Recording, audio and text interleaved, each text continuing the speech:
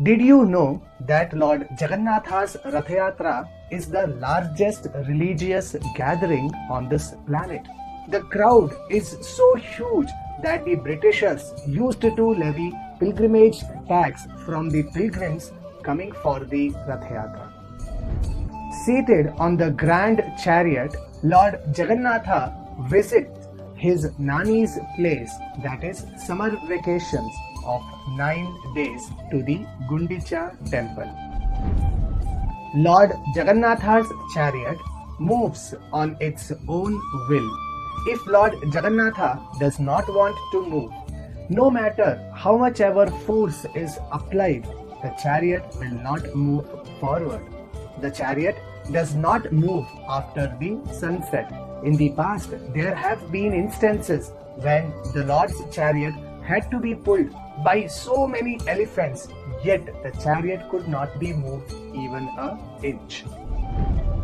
Prior to Madhvacharya, there used to be 2 sets of chariots used during the Rath Yatra festival. In between the grand road, there was a river.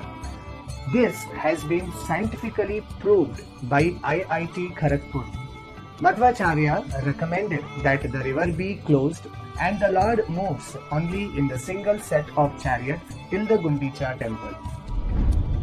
The chariots of Lord Jagannatha are constructed new every year. After the Rath Yatra festival, the chariots are dismantled and their wood is used as firewood in the kitchen of Lord Jagannatha.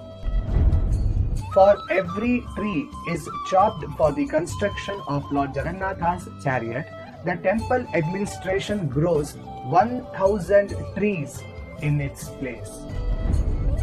Rathe Chavamanam Drishtva Punarjanmana Vidyate. Lord Jagannatha appears very small on his chariot. Anyone who has darshan of Lord Jagannatha on the chariot never takes birth again.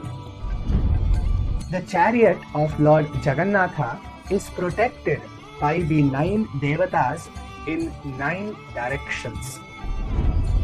The Rath Yatra festival commemorates the Leela of gopis making a chariot out of their bodies and taking Krishna and Balaram from Kurukshetra to Vrindavan Dham.